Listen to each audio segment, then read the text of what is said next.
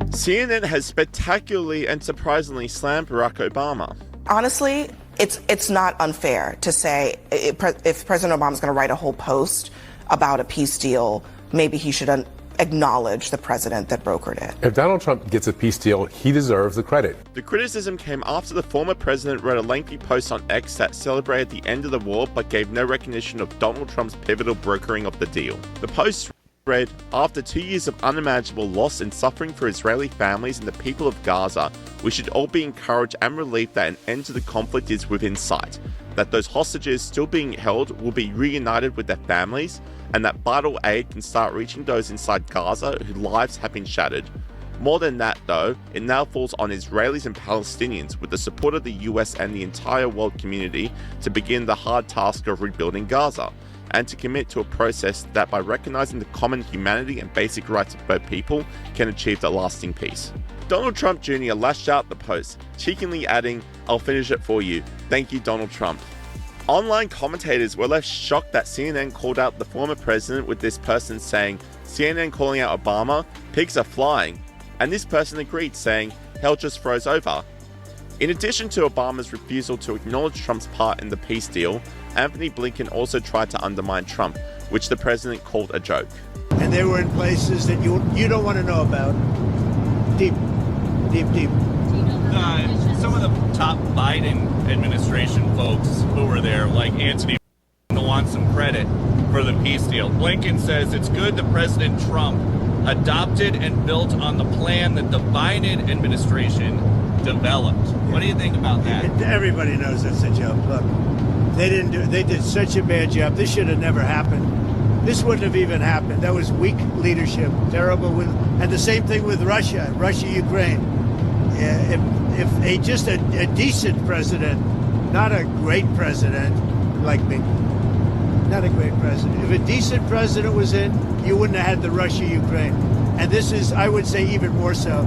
This was bad policy by Biden and by Obama.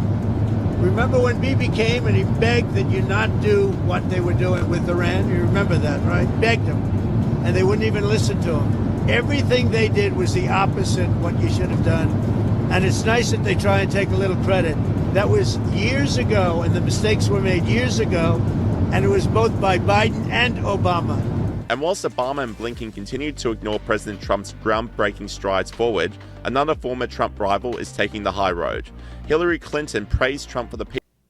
It's a really significant first step, and I really commend President Trump and his administration, as well as Arab leaders in the region, for making the commitment to the 20-point plan and seeing a path forward for what's often called the day after.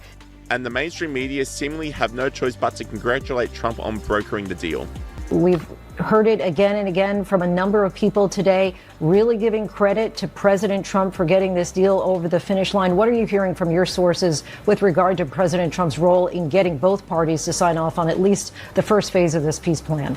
Well, certainly this is an enormous moment for the world, but also for this administration, a big win for the president, who has been very personally involved in this, Lindsay. MSNBC doubled down on the praise. And Joe Biden could never do that. And Donald Trump was able to do it, and did it at the decisive moment when he said, essentially, this war must end. And Donald Trump himself acknowledged the unity across political lines that this peace deal has brought. A very special time, and I guess if you read your own papers and your own networks, everybody's very excited about this moment in time. So I'll see you on the plane. I think you're traveling with us, but this is a very special event. They had 500,000 people yesterday and today in Israel, and also the Muslim and Arab countries are all cheering. Everybody's cheering at one time. That's never happened before. Usually if you have one cheering, the other isn't. The other is the opposite. This is the first time everybody is amazed and they're thrilled, and it's an honor to be involved, and we're going to have an amazing time, and it's going to be something that's never happened before. So I'll see you on the plane, and we're going to have a good time. Okay, Peter? Nice to see you. Thank you, everybody. See you in a little while. And Trump is right, with celebrations breaking out on the streets of Gaza over the weekend.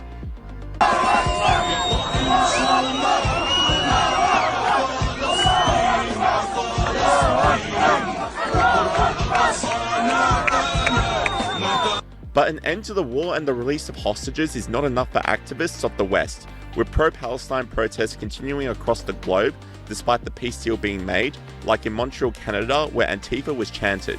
Long live Antifa! Really? Antifa!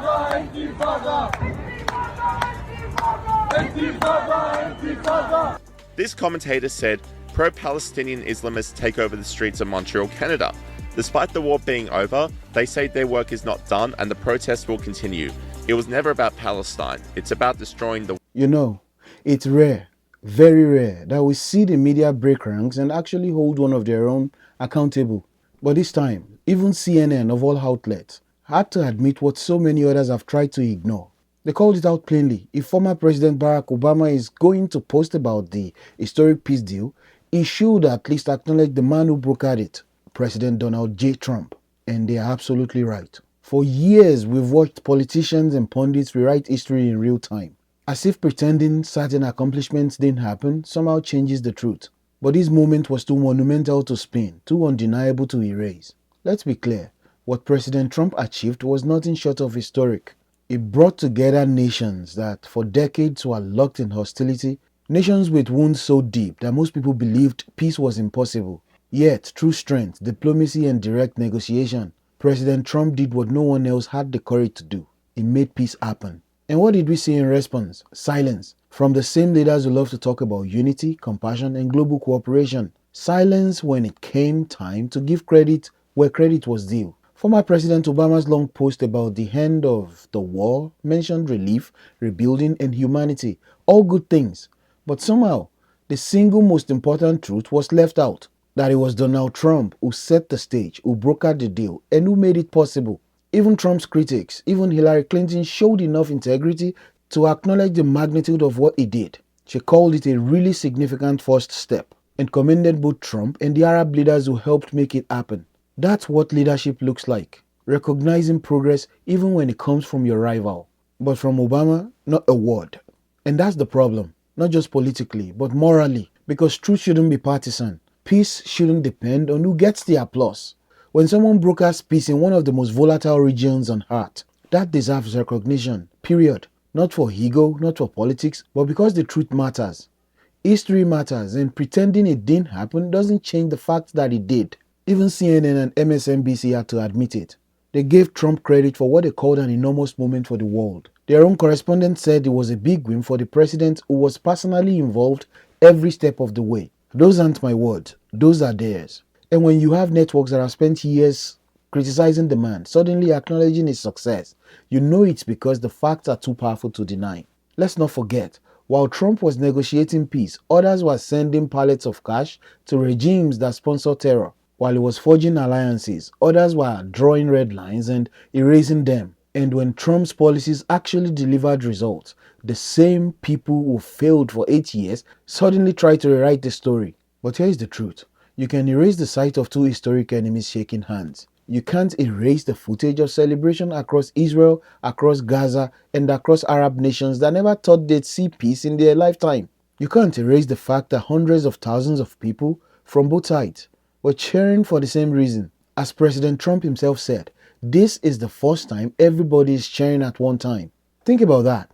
In a world as divided as ours, he managed to bring people together who had every reason to hate each other. And he did it not with weakness, but with strength. That's the kind of diplomacy the world needs more of. Diplomacy that produces real results, not empty speeches. So yes, CNN was right to call Obama out. And yes, the media for once deserves credit for admitting what should have been obvious all along. Donald Trump deserved that recognition.